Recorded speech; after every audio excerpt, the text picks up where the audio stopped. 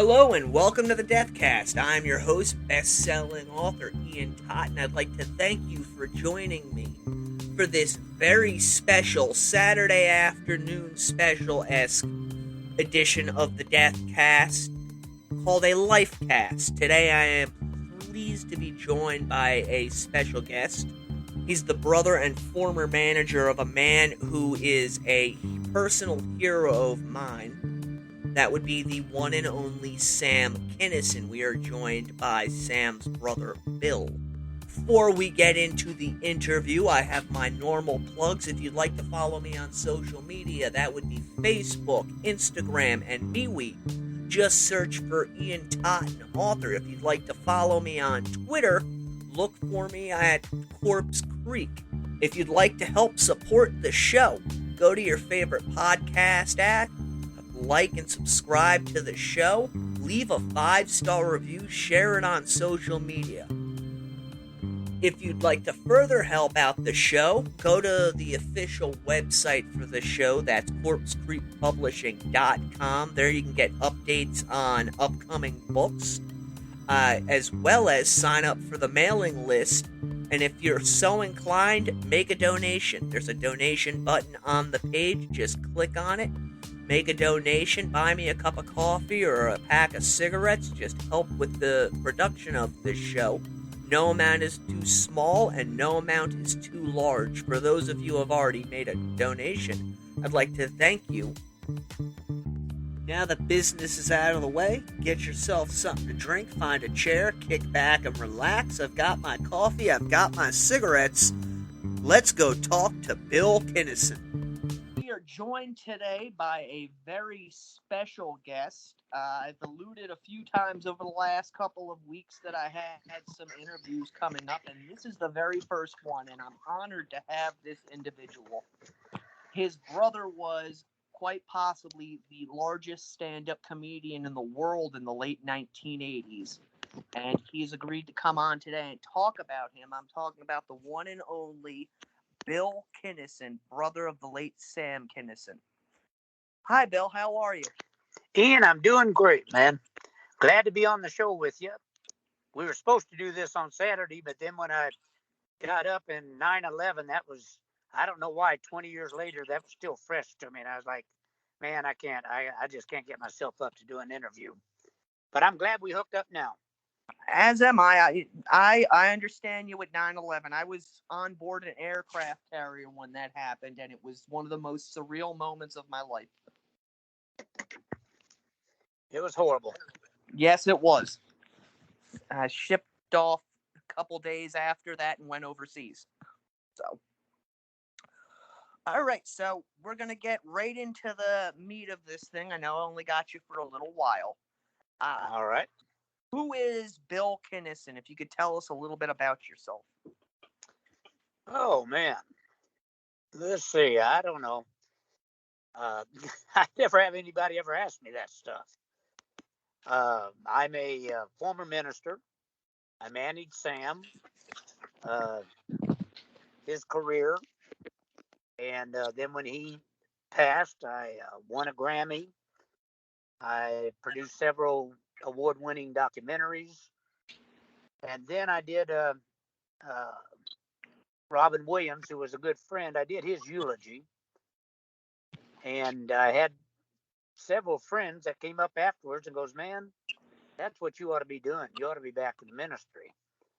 And so what we are doing presently is we're on Facebook, and we have over 3,000 that watch us live, and I don't know how many during the week.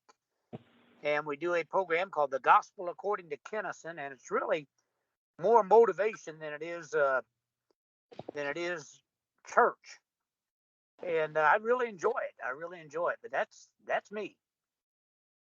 All right. Yes, I checked it out this past weekend. I'm not very religious. I'm more of a spiritual individual, but I enjoyed what I heard.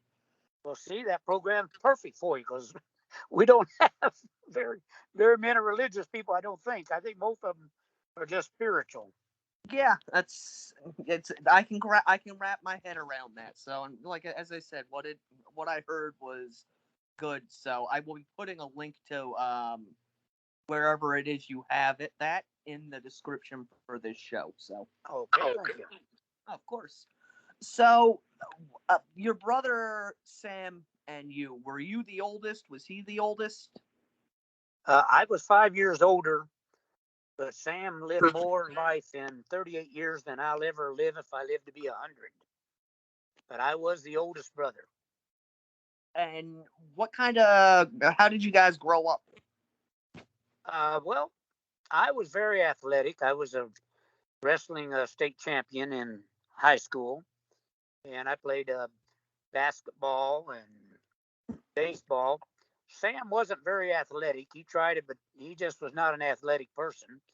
And so he started getting into uh, actually heavy metal. I remember first concert he took me or had me to take him to was Black Sabbath, and Good stuff. that was in the '60s, late '60s, and I was into folk music, so I had no idea that one day Ozzy Osbourne would be friends of Sam and I, and so Yeah, that's where he went. now, and I understand that your guy's father was a preacher. That was the family business. My dad, I had three brothers, all three was preachers for a time. Sam preached for 7 years, Mhm. and that was kind of, no one ever told us that, you're we were Pentecostal for one thing, which is like in the ladder of religion, that's like a step above the snake handlers, and no one ever told us that we were supposed to preach, Mhm. but you kind of had that underlying psychology that the reason you was in this family is that you're supposed to be a preacher and you wouldn't be happy unless you were a preacher. And so we all four ended up doing it at one time. Was that like tent revival type stuff? Oh yeah, Okay, I've seen yeah. a The couple speaking of in those. tongues, dancing, and I never could get into casting out the demons. I'm sorry, man. I just I was just gonna ask you about that that. was a little beyond. That's a little stress for me. I just didn't believe in that stuff. Yeah, I can see that. Got dragged to a Baptist revival in New York at one point, and they were doing that, and it was mind blowing. Yeah, there's not much difference in Baptists and Pentecostals. We were just independent rather than being in an organization. That was the only difference. Okay, and see, and you grew up in Peoria, Illinois, or Illinois. okay, And we grew stuff. up in the same projects as Richard Pryor, but we didn't know Richard until Sam was in comedy, and then we ended up being very, very close friends. Oh, very cool. So this one comes from a bit that Sam did on one of his albums. I really got into him in the mid 90s. I knew who he was. I remember when he passed away, but I really got into him when I was in my teenage years. But he threw out the line about, you're not the one that ran away when your dad died. Was there any truth to that, or was that just a bit of his? Actually, he ran away before Dad died, and we didn't know his 14. We didn't know if he's alive or dead for 2 years. Then we found out that Dad did, and Sam had made a deal with him that if he wouldn't tell us, he'd always tell him where he was at, and Dad would send him money and stuff. And then he ended up going to a Bible college that I had went to, and he lasted there for about a year, and then my dad died, and Okay. that's when he said it was like the Julian Lenna thing. I got to do it for dear old Dad. He is named after Dad, and he just felt like that. He had to do it more out of respect to his dad than that's what he should be doing. Okay. So was Sam successful as a preacher, or not really? No, no, not really. We had a brother, our oldest brother, Richard, was Mm-hmm. born severely mentally handicapped and blind. Mm-hmm. And at the age of 13, he was miraculously healed. He said an angel appeared to him and said he was healed. And he was 2 years older than me. He was 13 at the time. And so he had to start school literally at 13. And he graduated from high school with me. And I was 2 years older. So he caught up, and we graduated together. One of my proudest moments.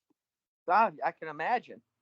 And so having to follow that, and then I was preachers thought I was an extremely good preacher. They used to call me a preacher's preacher, and that was a little hard for Sam to follow. I mean, that's tough. And he tried. He tried for 7 years. He caught his wife in an affair, and in our circles, Pentecostal circles, that's the worst thing could happen to you. Mm-hmm. They used to say, if you can't take care of your own house, you're not fit for the house of God. And so he was through, and he came to the church I was pastoring and told me what happened. And so I told him, I said, and he told me, he said, dude, I preached for 7 years. I haven't made $5,000 in any 1 year.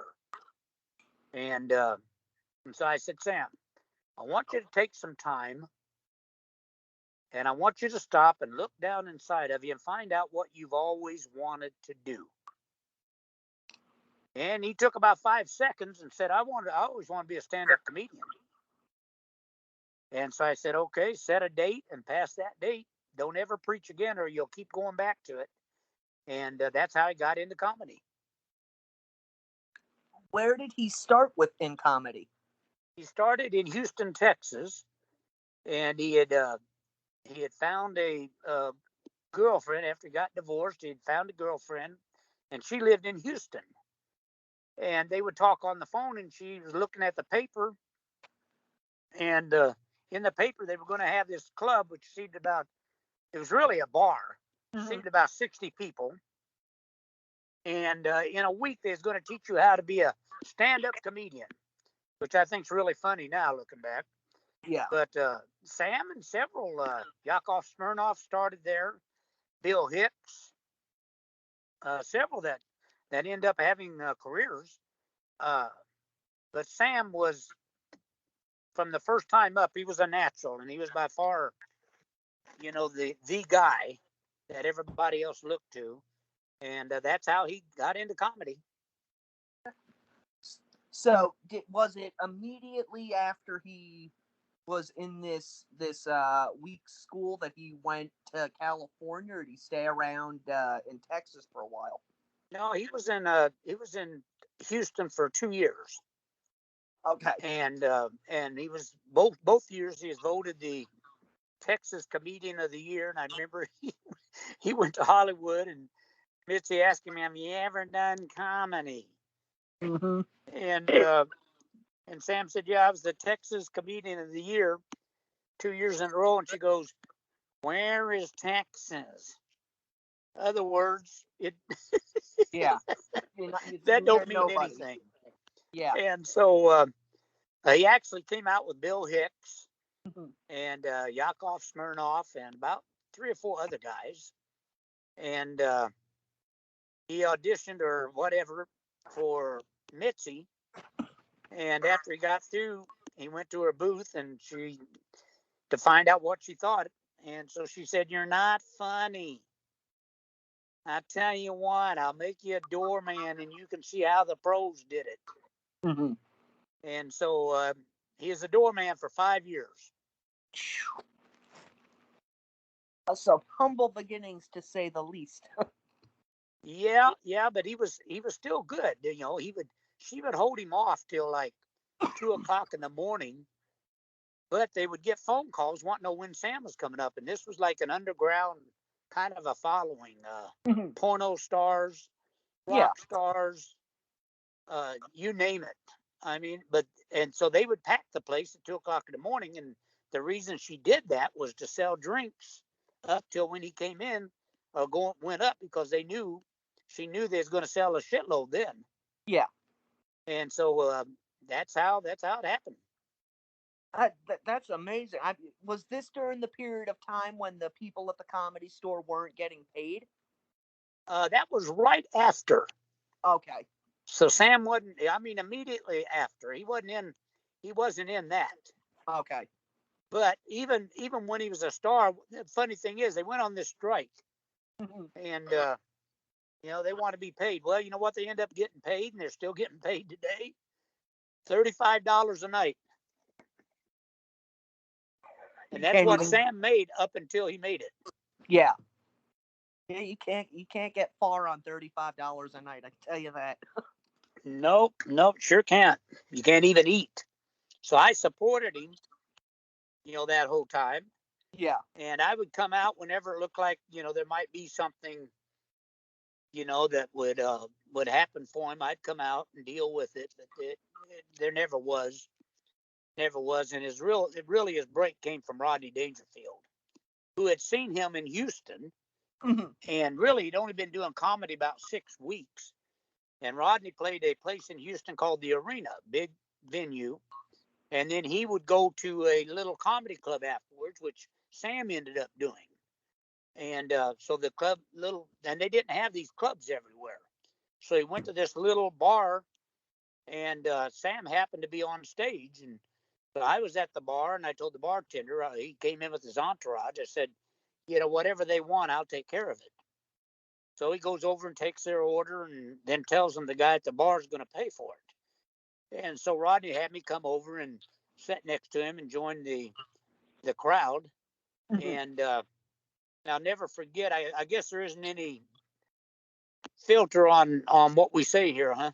No, not at all. Okay, I just don't want to get you in trouble. No. Anyhow, so I remember sitting there. Now, he doesn't know I have any connection with Sam at all. He just knows I'm buying their drinks. Yeah. And so he looks over at me and says, hey, this kid's a fucking genius. He's going to be big one day, I'm telling you. I don't know how long it's going to take him because he's not too disciplined, but he's a fucking genius. And so after Sam got through, I had him come over. I introduced the two of them. They immediately formed a friendship. Matter of fact, the three of us formed a friendship. And then every time that Sam, when he's in LA, when he hit there, and every time Rodney would see him, he'd go, how many minutes have you got? And Sam would always be honest with him. I got 10 minutes. I got 15 minutes. I got 20 minutes. And then one night, he had just finished a show at Universal, and he came there, and again, it was 2:00 in the morning, and Sam got up and performed. And so when he came off stage, Rodney talked to him and said, hey, I'm doing this young comedian special on HBO. I think it'd really help you. Well, I owned a comedy club in Madison, Wisconsin, and I just had the Showtime Funniest Man in America finals there. Yeah. So Sam thought that this was a contest, and I did too. And Sam wasn't going to win any contest. With the material he did back in '86, it wasn't going to happen. Yeah. And so Sam told him, said, I don't do contests, and kind of walked away. And so Rodney asked some of the other comics, says, where's his brother? Where's his brother Bill? They said, and I had moved out there then, and they said, I think he's at home. So, well, give me his phone number. So he called me like 3:00 in the morning. Tells me the same thing. Hey, I'm doing this young comedian special, and I think it'd be great for Sam. And so I tell Rodney, I go, Rodney, he don't do contests. Now, I'll never forget, Rodney goes, what the fuck is it with you two guys? It's not a goddamn contest. I'm telling you, it's a showcase. I think I could do something. So I said, all right, I'll talk to him tomorrow and see what happens. And so the next day I called Sam and told him Rodney called me. And so Sam goes, I ain't doing any contest, man. I go, well, he says it's a showcase. And the good news is we get a free trip to New York. And so we did it because we got a free trip to New York. We didn't think 6 minutes was going to do anything. And so we go up to New York, and the night before they filmed it, they did a live show where the cameras could get their angles and the grips could get the sound and all that. And Sam cleared the room. He was the last one up, and he cleared the room. They walked out on him.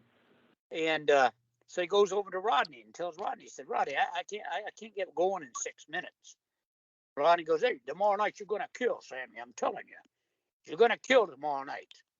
Well, the next night came, and I don't know if you've seen the HBO special, Yes, I have. but that 6 minutes changed his life. From that moment, all of a sudden, I had more business I could take care of. In a week after that aired, we had a 4 special deal with HBO. We had a 4 record deal with Warner Brothers. I think we had a 4 appearances scheduled on Saturday Night Live, 4 on David Letterman. I mean, all within a week. And that was it. We never looked back. Yeah, that's, I've seen interviews with other comedians who've said, Sam, when he started out, he would say, I can get him once I get going, but it's that getting going that's the problem. And I assume that's similar to what he was telling Rodney. Yeah, that's exactly what he was telling me. I can't get going in 6 minutes. Yeah. Okay. But you got to remember, he just spent like 5 years dealing with drunks at 2:00 in the morning. Yeah, well, I've seen, there's clips out there on YouTube and other places of his early stand-up before, he really became, the Sam Kinison that we all know, and you can see the glimmers in there of what he would become, but there's lulls in it. Yeah. So after that, I mean, you guys were just off to the races? Yeah, I remember we put together a 40-city tour immediately, and our first show was down in Fort Lauderdale. It was actually at a rock club. We had 3,000 there standing, and we did the show. And I remember I went and settled with the promoter, and he gave us a check for $12,000. So Sam's on the tour bus. Now you got to remember he's been making $35. Yeah. And we come out, and so he goes, "How do we do, brother?" And I said, "I just picked up a check for $12,000." And so, man, we hugged each other. I think we probably even cried. We thought we had made it, and not knowing at the end of that 40-city tour, I didn't consider an offer of less than $50,000, and we eventually topped out at $175,000. Good Lord. Yeah.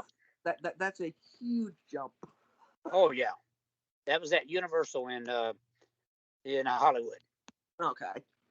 So now, with all of this going on, were the drugs already in his life at this point, or was success hit? Is that when it started?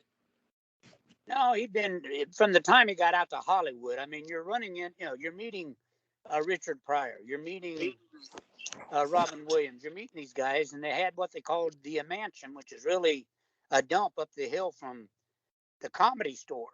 And they would all meet there afterwards and party. Okay. And Sam had an addictive personality. He couldn't do anything in moderation. I don't care what it was. I know how that is. if he liked a song, then he had to buy every album by that person. And I mean, he just had an addictive personality. So he did it for 5 years before he hit. Okay. So he'd been party. He was the party monster for 5 years before he ever hit big. Now, so he's basically on top of the world at this point. He's really one of the largest comedians on the planet. How did the twins come into this? You talking about the Double Mint twins? I know the one he married. Oh no, they weren't twins. They were just sisters. Oh, okay. Yeah. Malika is the one that he ended up marrying. He really loved Sabrina, which was her sister. Okay. And he met him. I think he met Malika in Vegas. Actually, I think I met her at the same time, and never thought anything. She was a guy named Angel Salazar's girlfriend. Nobody thought anything. And I was at his house in Hollywood, and he was out doing something. The phone rang, and I answered it, and it was supposedly Malika. So this is Malika, and I'd like to know if Sam would like to get something to eat. So I said, well, I'll give you his phone number, and he can call you when he comes in. So when he comes in, I go, because I didn't remember her. And so he comes in, I go, goes in, he calls, said, yeah, you got some call from a gal named Malika. He goes, what's it about? What's it about? And I go, well, she wants to meet you somewhere to have something to eat. And I said, here's her phone number. So he called her back. Well, end up finding out it wasn't Malika. It was Sabrina calling for Malika. Okay. So when he went down and met Malika to get a bite to eat, he actually met Malika and Sabrina. And they must have hit it off because they moved in that night.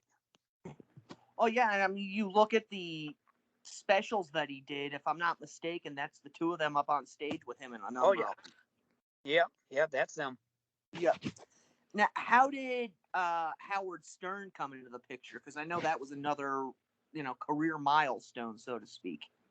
Well, it was Howard, I think, was just on New York and Philadelphia when we went up there. We took a red eye, and Howard did not like stand-up comedians. Yeah. And but Sam had so much heat that he decided to have him on, but he wasn't excited about it. And he let it be known that he didn't like stand-up comedians. And the reason was, we didn't know when we first went there, but the reason was that the stand-ups would never come out of character on his show. Okay. And so Sam and I's riding in this plane, red eye, from New York or LA to New York, and Sam's nervous, which was unusual. He's nervous. Said, dude, what do I do? And I said, well, the first thing you do when you walk in, give it up to him. The king. He's the king of all media, which is where that came from, by the way. Yeah. And he's the king of all media. Give it up to him. And I said, because he's probably got an ego bigger than the building where the studio's at. So we went. Well, Sam goes even further. He walks into the studio when they bring him in, and he gets down on his knees and starts bowing to him. You're the king. You're the king. You're the king of all media. And that fed right into, Howard's ego. Yeah. And from then on, they were just friends. And if you ever seen any of Sam's interviews, it wasn't a stick. It was him. That was the real guy. And Howard loved that. Oh, yeah. No, I have the recordings from when Sam was on his show. To be honest, that's the only part of the show I liked. I never was a Howard Stern fan. But your brother was just something special. At least, for me, I told you in the message I sent you when I contacted you, and I was a bit of a rebellious teen, and he instantly grabbed me. Yep. But, I mean, it speaks to how big he is. I know I have younger listeners out there. I was in, I think second or third grade when he was on the Bundy show, Married with Children. Yeah. And their highest rated show ever, by the way. I remember Still my sister and I were not allowed to watch that show, and somehow we were allowed to watch it because Sam Kinison was on it. So I mean that tells you he was in a force of nature and kind of a cultural icon. He was everywhere. So the I've seen a lot of different documentaries on your brother and everything. Whenabouts did the drugs really start affecting him? I mean, as far as his performance and stuff, because this is no disrespect to your brother. I know there was a period in the late 80s, early 90s. It seemed like he was having some problems at times when he was on stage. They were, and I'm not defending. Sam's life is what it was. Yes. His problems are what they were, and everything else. But I never seen anybody that was as resilient as he was. If I could get him on stage, they got a great show. Yeah. Oh no, I'm not saying that. I know what you're saying. And you're right, because I remember we had a show in Vegas. Was a disaster. Was a disaster. But I mean, they were far and few between. Yeah. And it made it very difficult for me because I never partied. I didn't even drink. And it made it very difficult because if I went, Sam, look what you're doing to your career. And he would say, well, look at the reviews, brother. And he was right. The reviews were always great. But when you get this, what they call, this lull, it wasn't so much as drugs. It was Hollywood had turned on him. Okay. You know, I mean, he was going to do the Took movie, Okay. and I guess they were trying to scare him or something, and so they said, well, we're thinking about pulling the plug. So Sam gets up and he goes, well, I'm going back to L.A. We were in New York at the time, getting ready to shoot. He's actually in costume.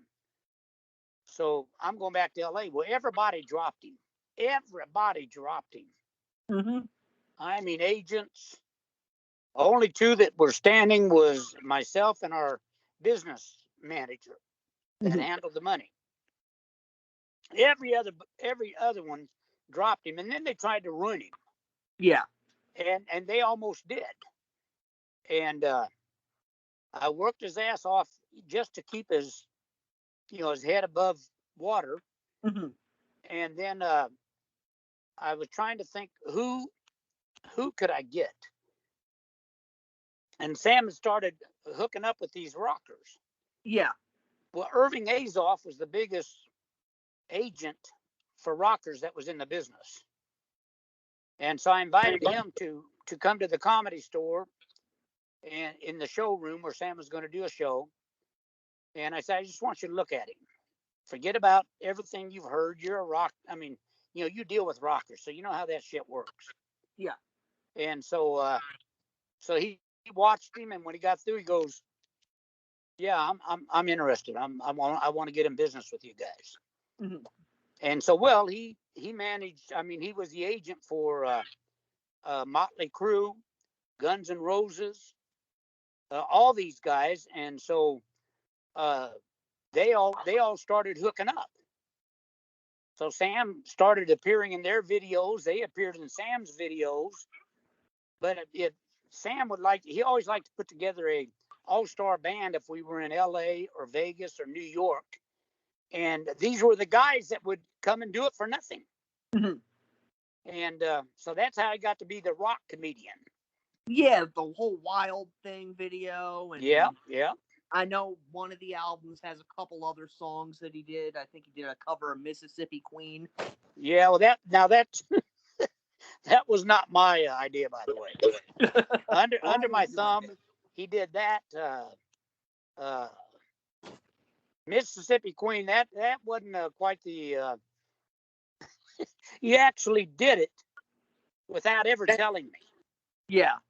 Because he knew I was going to go, what are you doing? Yeah, I here with a skull cap on and making fun of Sinead O'Connor. Mm-hmm. And I thought, out in a cemetery, I was like, what are you doing? I remember getting that album and hearing it. Yeah. And you get through all the comedy, and all of a sudden there's like 3 or 4 songs. It's like, whoa, wait a minute. Yeah. Well, he's trying to branch out, I guess. Yeah, well, I mean, except for Mississippi Queen, they were actually pretty good. I mean, oh yeah, no, Wild Thing, I think climbed up in the 30s on the charts. Mm-hmm. So I enjoyed them. I still have all the CDs, hold over from my Navy days. But okay, this was one of the questions I was asked. How did Jessica bring it on, man, bring it on. How did Jessica Hahn come into the picture? Oh, Jesus. Yeah. We had heard of Jessica Hahn, or at least I had when I was in the ministry. Mm-hmm. She attended a church in Brooklyn called, I don't remember the name of the church. The pastor was Gene Pravetta. He probably don't appreciate me putting his name out there. And the reputation was that if you preached at his church, you had a gal there that was going to take care of you. Yeah. And that was Jessica Hahn. And I turned down every time I had an invitation there. I turned it down first because I wasn't like that. Yeah. And I didn't want to go to Brooklyn, shit. And so anyhow, now you got the Jim Baker thing, which we knew, or I knew. You had the guy that was with them was John Fletcher, which is the one that hooked Jessica Hahn up with Jim Baker and him. Mm-hmm. And I knew John Fletcher when he started. And Cindy, all this Jim Baker thing hits. Well, we're doing a show at the Universal Amphitheater, sold out. and they're in Hollywood. Sam somehow runs into her, probably partying the night before or something. So he invites her to the show. So when I get there, and we've got all kinds of people that are backstage because we have 5 drummers and I don't know how many guitars. I mean, everybody's there. It's Sam Kennison. Mhm. So Sam goes, "Hey, man, I want you to meet somebody." So I said, "All right." So he takes me outside, and here's this gal. And so he goes, "Bill, this is Jessica Hahn." So she gives me a hug. Then when she gives me a hug, she goes, "Oh, I'm sorry." I said, "They're still hard." And I was like, "What?" Said, "My tits, they're still hard. I just had them done." And so that was kind of my uh, that was my meeting of Jessica Hahn. Well, after Universal was over the next night, Sam has to fly up to Northern California to a big resort called Circle Theater, I think it was. So he rents a Lear. I don't go, and he takes Jessica Hahn with him. They come back and they spend the night. And according to Sam, I guess if you watched interviews, it was one of the worst romantic nights he's ever had. Yeah, ready. And, but the problem was, after that, we couldn't get rid of her. I mean, if Sam did the Howard Stern show, she's calling in. Yeah. If he did the Larry King show, she's calling in. She started showing up at our gigs across the country where the radio stations would fly her in to, try to get attention for their radio station. And we couldn't get rid of the gal. And so Sam's routine about it was that, they had a relationship. It ended early because checkout was at 2.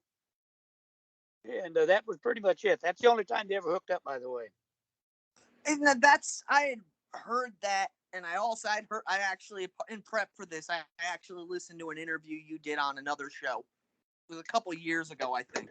Oh, okay. I just listened to it just to get an idea of what was covered, what wasn't covered. Yeah. Kind of thing. So, now, well, I hope my story stayed the same.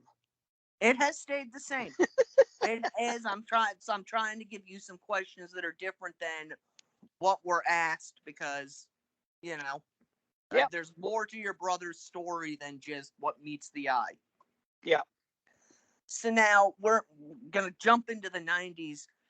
Your brother, did he start cleaning up? I mean, as far as the drugs and the alcohol? He was basically clean the last year and a half of his life. Now, when I say basically clean, he never considered considered pot as drugs. Okay. But he might have maybe once every 3 or 4 months, he'd have a night. Yeah. But other than that, that was it. So that's the reason I say he was basically clean. And I could deal with that. I mean, for 6 years, I dealt with every night. But I could deal with that, so I had no problem with that. Yeah, I don't. And his real problem was alcohol. He could quit blow anytime he wanted. Yeah. But if he had one drink, he was in. We're gonna move towards when your brother passed away. Now, I've heard and I've read he had just come back from getting married, or he got married 5 days before. Okay. And was he like? I've read other things too that said he was kind of starting like a comeback tour. So to speak, there again, I don't understand like the comeback stuff. We'd already done the comeback stuff, like in 1990. Okay. Matter of fact, in the 5 days that he was gone on his honeymoon, I signed a 4-movie deal with New Line. I just signed a new 3-year deal with the Las Vegas Hilton. I just signed his own TV series on Fox. Yeah. Called the Sam Kennison Family Entertainment Hour. So to me, that doesn't sound like we're bouncing back. It sounds like we've been there. Oh yeah, and so that's how I look at it. That, Yeah, I mean, well, if I know for myself, when I look at his career, the whole section where he's doing the family entertainment tour is like peak. Oh yeah. I love that stuff with was it Doug Beatty? Yep. Oh yeah, Doug. Yeah, that was one of Jerry's kids. Yes, that whole bit is hilarious. Well, I'll tell you what happened. Doug is with the guy who took care of him named Dave Lerman. Dave Lerman's still alive, I believe. Doug passed away, but they were at a fundraiser for MS, and Jerry had too much to drink, and he saw. I shouldn't be laughing, but it's funny. So he saw Doug in the wheelchair, and if you've ever seen the thing, that's how he was. He's like, 2.5 feet tall or 3 feet tall or something, and twisted up body. And Jerry sees him and starts heading straight to him. Goes, "I know who you are, you little bastard. I've seen you with Sam Kennison." And he actually attacks him and tears his shirt. And they settled out of court for 10 grand, I think. But I could just see Jerry Lewis drunk heading over there going, "You little bastard." That actually makes the bit much better. Yeah. His whole "fuck him" line really means it. Yeah, we carried Doug on tour with us for that one routine that Sam would do. Well, that is great. Okay, so now So maybe Jerry wasn't as compassionate about these kids as he let on. Yeah, I've heard some things from some people I know. That seems to run prevalent in the entertainment industry. Your brother might be one of the few who I've never heard anything bad about. Well, you just haven't talked to the right people. Believe me. Well, everybody. Believe me, Sam, either you loved him or you hated him. Yeah, well, everybody. There was not a middle ground. There's people that'll say that about me too. So. Yeah, but that's all of us. Yeah. But Sam's been gone now 29 years. And he has a tremendous cult following. Oh yeah, I know he does. That is mind blowing. And now you got to remember, 30 years ago. So, in other words, if you weren't 15 years old by that time, you never knew who this guy was. But yet he has this unreal following. And every year at his death, this year there was over 2,000 posts. I left I put on a post, which I always say this is going to be the last year, but then so many people start posting, I have to say something. Yeah. And so I put on a post, which pretty basically was, I'm proud to say Sam Kennison was my brother. Yeah. And I said, comedians are they're a very close-knit group. They're also some of the most jealous and insecure people I've ever met in my life.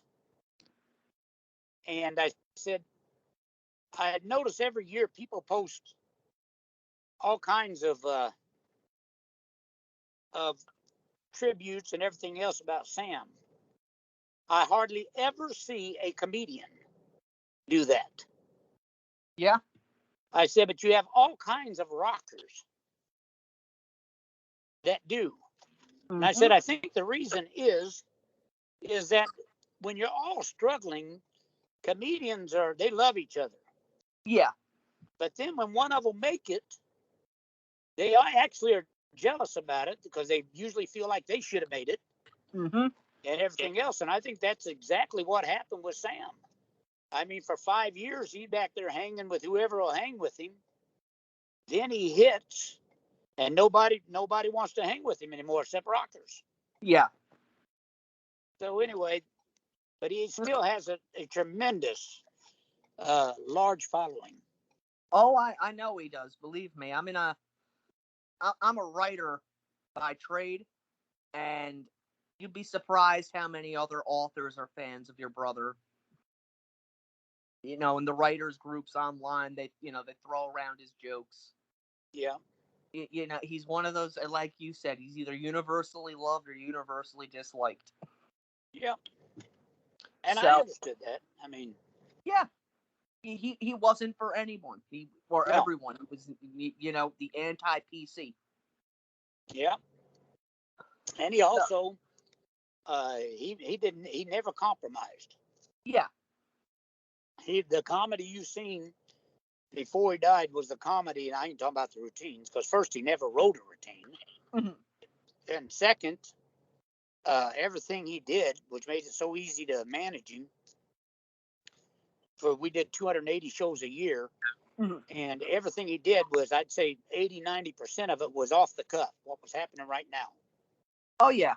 Which I thought was his real genius, because he, as you know, looking at his stuff, he was a storyteller. He wasn't a joke teller. Yeah. But he could make anything funny. Well, you can see that too, just looking, if you watch different clips of his quote-unquote bits. Yeah. The general story is the punchline will be the same, but the way he goes about telling it is different every time. I remember when he did the HBO special with Rodney. He did this bit. He actually, I think, it first opened with Marlboros. Then the next thing was starving children. Yes. And when he told me he's going to do that, I go, Sam, you better be funny. Mm-hmm. Because you're getting up there and going to make fun of starving children. And he got up, and it was hilarious. Little Haji in a mud hole. Mm-hmm. Won't you please help? And he says, there's a director standing there a foot away going, don't feed him, I need hunger. And Sam was like, the crew could have gave this kid a sandwich. Mm-hmm. And it hit. But I mean, you look at most of his stuff, man, if you're not funny, Yeah. they're going to run you out of town. Mm-hmm. But he had this gift. He always had that gift. Yeah. He could just turn it. Yeah. So, now, just really quickly, if you would, what happened the day that your brother passed away? Well, he just got back that morning, took a red eye from Hawaii to LA. We were going to Laughlin, Nevada for our last casino connection. I had negotiated a 3-year deal there. Yeah. And so we were going there to for me to sign the contracts and Sam to pick up, what I call chump change, which was still a lot of money. Yeah. And so he was supposed to fly into Vegas, and then they would send a limo up to get him and bring him down to Laughlin. He got back from the red eye, and he called me and said he didn't want to take the jet. He wanted to drive. He was always afraid he's going to die in a plane wreck. And so I said, okay, well, we'll meet at Barstow, which we did. I don't know if you're familiar with California. Yeah, I lived in Cali for 10 years. Okay, well, we met at Barstow, and I had rented a van and had the opening act and the security guy with me. And the reason I rented the van is after the show on Sunday, I wanted to come home. Yeah. Actually, on Saturday, it's going to be on Saturday. They do the show, and then I was going to come home because there's only 240 miles. Yep. And so he was driving there, and then things got a little weird. He needed to get some gas about 20 miles from Laughlin. And so we pulled into this place for him to fill up his tank. And so while they're filling it up, we get to talking. And I tell him I think we need to get a new booking agent. I think we pretty well juiced this one as well as we can. And so he's like, man, we just got him like 2 months ago. And I said, well, dude, I'm telling you, I think we've already juiced his connections. Yeah. So he said, well, you take care of business. And so you do what you think you ought to do. So I said, all right. And then I had a pair of Oliver People's sunglasses. They're about $300 a pair. And he had several pairs. And so I had mine on. And he goes, man, everybody comes to my house. They steal my sunglasses. And so I said, well, here, I'll give you mine. So I gave him my sunglasses. Then he turned around to the security guy pretty much that was filling up his car. And he said, I'm going to tell you, this is the most honest guy I've ever met in my life. Mm-hmm. And so then he wanted us, where it started getting weird is he wanted us to empty his car and put everything in the van. And I was like, dude, we're like 20 miles from Laughlin. And I want it all out of the car. So we did. We had this dog, a poodle mix named Russo. Mm-hmm. And he went everywhere with him. I mean, he flew with him, everything else.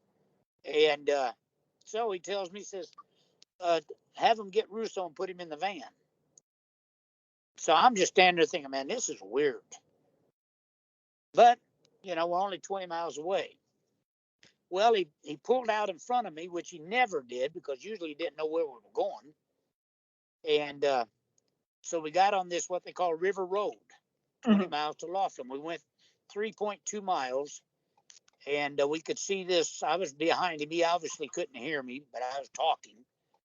And I saw this this truck, and he saw it too. And so I'm telling him, slow down, Sam. Slow down. Let this guy back in his lane. It was a 2-lane road. And it's passing a bunch of cars. And I'm telling him, slow down, slow down. And Sam slowed down to about 15 miles an hour. The last second, this guy pulls back in line. So we had like a second of just, whew. Yeah. And even not, probably not even that long. And then there was another truck that was behind him that was following his buddy. And they hit head on. And so I kind of slid, we weren't going fast, and kind of slid the van up next to the car. And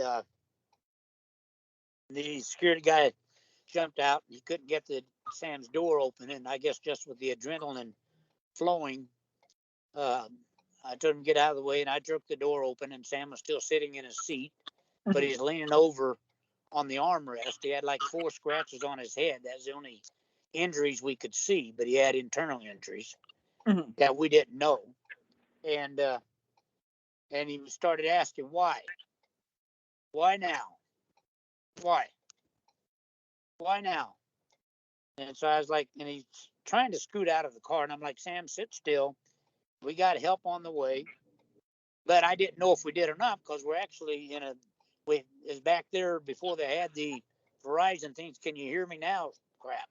Yeah. So we were in a dead zone, but somebody, I guess, got a hold of them. And so I went and checked on the kid that was in the truck, him and his passenger, because gas, running all out of this truck, and he couldn't get out of his truck. And so I jerked his door open, and he was a football player in high school, 17 years old. And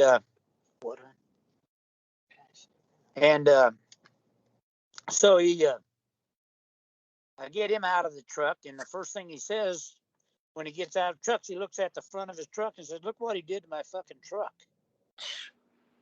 And so I grabbed him I'm just a little guy, but I grabbed him by the back of his collar, and I said, "Come on over here. I want you to look at this. So I want you to look at these people because you're probably going to work for them the rest of your life. Then go over there and sit next to the road." And so he did. He did. And now I get back, and so we can't keep Sam in the truck. And so, in the car. Yeah. So he keeps scooting over. He weighed 280 pounds. And so I said, well, let's just lay him right here on the highway between the door jamb and the car. And so, of which we did. And so I'm still trying to and I've got his phone now, and I've got my phone. I'm still trying to get help. And this Russo is in the van, but the doors are all open. Ordinarily, this dog would be gone. I mean, totally untrained. And for some reason, he's got his paws on the back paws on the seat, and his front paws looking out the windshield. And Sam's laying there about 5 feet away from me. And he's looking at something. And then I hear Sam going, I don't want to die. I don't want to die. I don't want to die. But he wasn't. It wasn't like he was afraid. It was like he was negotiating with somebody. Mm-hmm. Like someone was going, it's time for you to go. And Sam was going, no, I don't want to. And so finally, or not finally, immediately after that, he went, okay, okay, okay. And so I immediately asked, has he quit breathing? Yeah. And so a couple of the guys, that had seen the wreck, when they're there helping me, and they're going, yeah, man, he's quit. I said, okay. Uh, who else knows CPR here? Well, this kid was a volunteer at a hospital. So he said, I do. I said, well, come over and do compressions. I'll do mouth to mouth. Mm-hmm. But he was gone. Yeah. He was gone. And so that's the true story of what actually went on out there. Mm-hmm. He didn't get up and walk around. That didn't happen. Mm-hmm. Also, the opening act, which they had been best friends, but were not best friends for a while. Yeah. And was only there because he needed money. And so Sam said, all right, he can come, but I don't want to talk to him. I don't want to see him. I don't want him on stage with me. Yeah. And so, but interviews I heard him give is actually what I'm telling you, only it's him, and he was holding Sam. There wasn't anyone holding Sam because I didn't know what injuries Yeah. that Sam might have. I didn't want to, like, if he's got a broken neck or something, I didn't want to paralyze the guy. Oh, yeah. And again, we didn't think he was dying Mm-hmm. until he took his last breath. We didn't think he was dying. And so that's exactly what happened out there. Yep. I remember when he passed away, my mom told me that morning that she had seen it on the news the night before.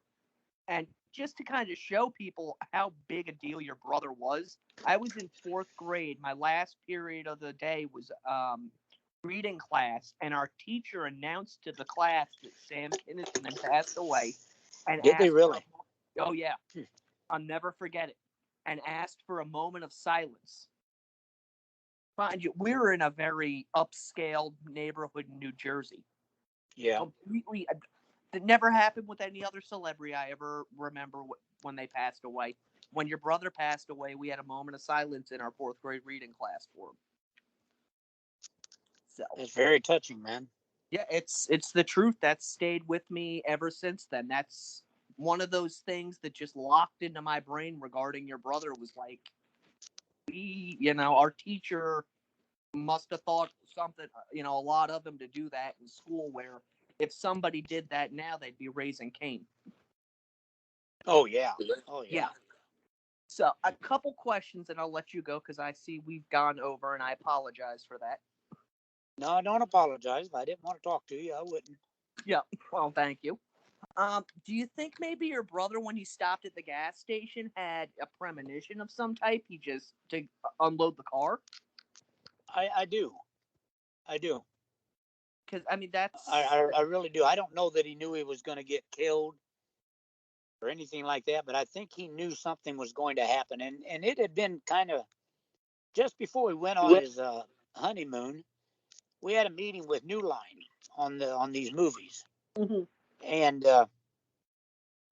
in the middle of this meeting, Sam gets up and goes, it sounds like a great idea. If you all can work it out with my brother, then we're in business. Mm-hmm.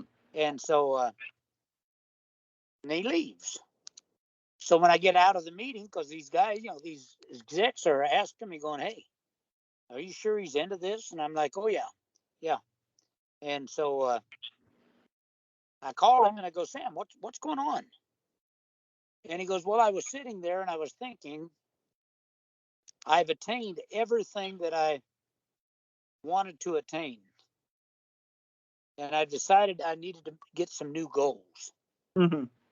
And so just little things like that, just was like, I don't know what's going on here. Yeah, something's been revealed to him. Yeah. That's amazing. Okay, so last couple of questions. Had your All brother right. not passed away, where do you think he'd be doing now? Do you think he would have been one of these individuals who's sadly been caught up in this whole cancer culture bullshit? Oh no. He'd have been raving against that. I don't know how I much stand up that he would have done, because his goal really was to be in movies and television, okay. and doing the movies that he was going to do and his own television series. What our plan was that he would do that, and then maybe during the summer we would do a 12 city tour. Okay. And so I think he still would have done stand up, but nothing like he did. Yeah. But I don't think Sam's routines, if you want to call it that, was either his life experiences or that was his viewpoint. Mm-hmm. Yeah. I mean, he really thought that way, like the starving children. He really thought, why do they live out in the desert? Well, why don't they just move them? Well, because he And was stuff. speaking the truth. Yeah. And so I think that he would have probably, still been in movies doing that, and probably in the producing end of it. Mm-hmm. And who knows where it would have went from there. Yeah. But as far as this political climate now, I would have felt sorry for these people. Yeah, I know. There's days I wish that I could just go off on air, but I'm, little. Yeah. I have, I don't want to possibly cause myself problems down the line. Yeah, and you probably would. Oh yeah. But Sam would not have cared. Yeah. First he'd had all the money that he wanted, and he would not have cared. I mean, probably Hollywood would have hated him, even though back in those when he was big, he was actually a liberal. Okay. But I know him. Mm-hmm. I mean, this is a liberal that also made jokes about AIDS. Yeah, I remember. So this kind of stuff here, believe me, he'd have had a heyday. Mm-hmm. He would have had a heyday.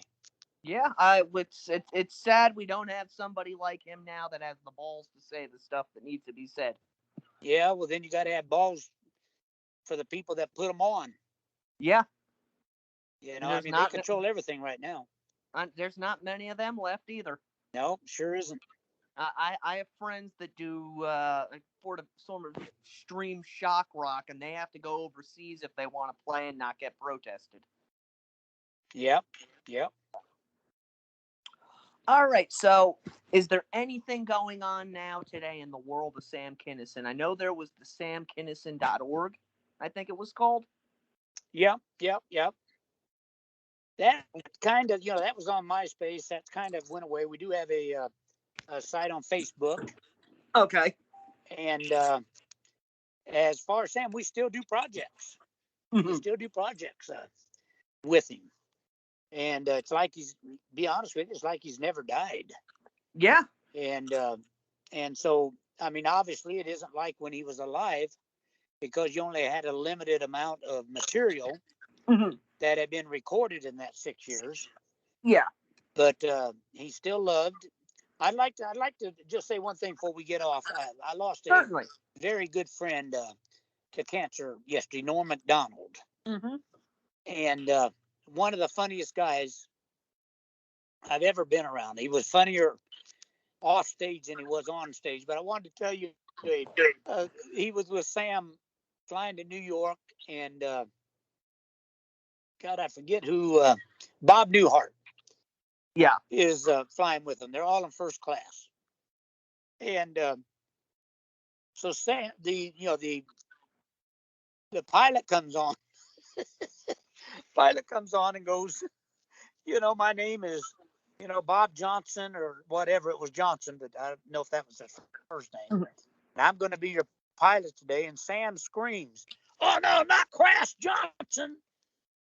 And the plane just erupts. And so this flight attendant come over and said, if there's any more outbursts before we take off, you're going to have to get off the plane. But that, when I think of Norm, I always think of him telling me that. And then, whoever he's around, I'm there. I had to always tell him that story. Not Crash Johnson.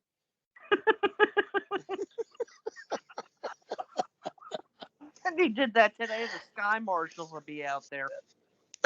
Yeah, that's right. They would. Yeah. Yeah. Well, Ian, I've enjoyed it, brother, and I'll do it again with you sometime if you'd like. Certainly, I appreciate this. Thank you so much for coming on the show. I'll be releasing it in the next couple days. I'll send you a copy of the interview first so you can hear it. I appreciate that. Yep. And thank you. I counted a pleasure to be on your show. Thank you. It's a pleasure to have you. I mean that. Well, you have a good day. Thank you. You too.